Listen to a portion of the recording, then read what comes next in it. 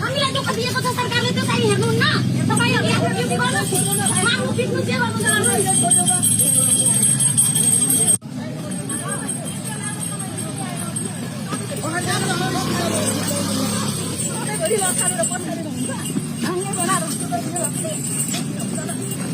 समाज के लिए बल्कि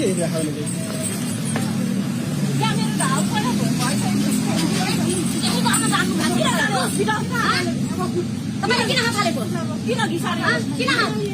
हाल्नु छैन यिनीहरुले दमन गर्ने बात केही छैन 24 घण्टा पुरै के केस लागेको छ हामीलाई नि सर त्यो भएको कारणले गर्दा घन्टी चाहिँ आज घन्टी बजाएर घन्टीको विरोध गरेको छिनौडरको गेट अगाडि कुनै पनि पार्टीगत हिसाबले यो न्याय चाहिँ हुनु भएन यो अदालतको कुरा हो पुलिसको कुरा हो हैन त्यहीबाट किन भइदिदैन हामीले यही आउन किन मजबुर हुन्छौं के न जबसम्म सुनवाई हुँदैन तबसम्म पर्यो नि त सुनवाई भएसम्म त यहीँ आउने हो छोडिदिनु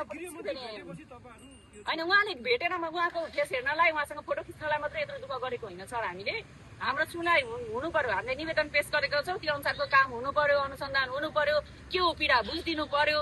अनुसन्धान त हुनु पर्यो नि त जबरजस्ती लिएर थुन अथवा कसैले के गर मार्दै भनेर भनेको छैन अनुसन्धान गर्नु पर्यो गृह मन्त्रालयले गर्न सक्ने काम हो गृह मन्त्रालयले गर्नुपर्छ भन्ने माग हो सुदन गुरुङसँग फोटो खिच्नको लागि अथवा गृह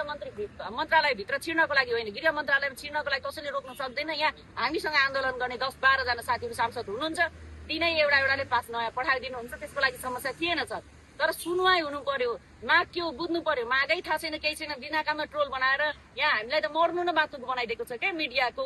जुन यो रिल्सहरूमा हेर्नु होला कमेन्टहरू कता के हो मान्छे सुसाइड गर्छ त्यो हेर्न थाल्यो भने मान्छेले बुझेको छैन किन बस्यो यिनीहरू भन्ने पनि थाहा छैन पीडा के हो भन्ने पनि थाहा छैन अनि मन पनि राखेर यस्तो यो तरिकाले अहिले त सरकार पनि छैन जस्तो मलाई त फिल भइसक्यो पहिला त कम्तीमा साइबरको नि डर हुन्थ्यो प्रहरीको डर हुन्थ्यो होइन न प्रहरीलाई कसैले टेर्छ न कानुन भएको आवाज हुन्छ अब त्यही भएर घन्टी बजाएर बसेको हामी त अब सुन्छ होला नि शनिबार भए पनि अब भित्र गइराख्न त गेट खुल्लै छ अब सुन्नु परिहाल्यो यतिको त आवाज सुन्छ मेरो बच्चा 4 वर्ष हुने जेलसम्म चाहिएको भए त फाटै हो अब अगाडि सुन्छ भित्र त जाने उहाँहरूलाई मतलबै छैन ज्वाला सिंगरोला म्याम जुन हुनुहुन्छ उहाँ पनि एउटा सांसद नै हुनुहुन्छ उहाँले खुद आए सांसदले बिना प्रोसेसको हाम्रो पास दिनुभयो होला त बिना प्रोसेसको त दिनुहुन्न नि उहाँले दिदीले पनि ल्याउ नानी यो पास छ यसरी नाम टिप्याइदिएछु तिमीहरू जाऊ भित्र आफ्नो कुरा जे छ त्यो सत्य तथ्य त्यहाँ राख यहाँ सुरक्षा कर्मी प्रहरी साथीहरूले के भन्नुभयो त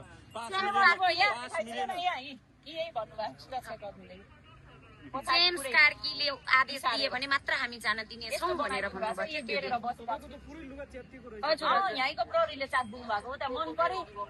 हामीलाई इज्जत नभएर यहाँ आएको त्यहाँसम्म भन्नु भएको इज्जत केही हैसियत छैन हामी बेवारिसी हो नि त नानीको किरा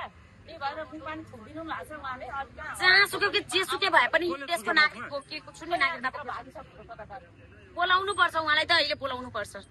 उहाँले यहाँ यसरी जानी बुटले टेकेर अनि त्यसपछि हात भएको यत्रो 5 दिनसम्म च्यातिएन अनि आज चाहिँ यहाँ माथिसम्म च्यातिएको छ पुरै देखिएको छ यहाँ ब्लड पनि आइरहेको छ त्यो घर्षण घस्रेर उहाँसम्म पुऱ्याइदिनु भयो यहाँबाट अनि प्रहरीले हो यो चाहिँ यहाँको प्रहरीले है फेरि सिंहदरबारको प्रहरीले हो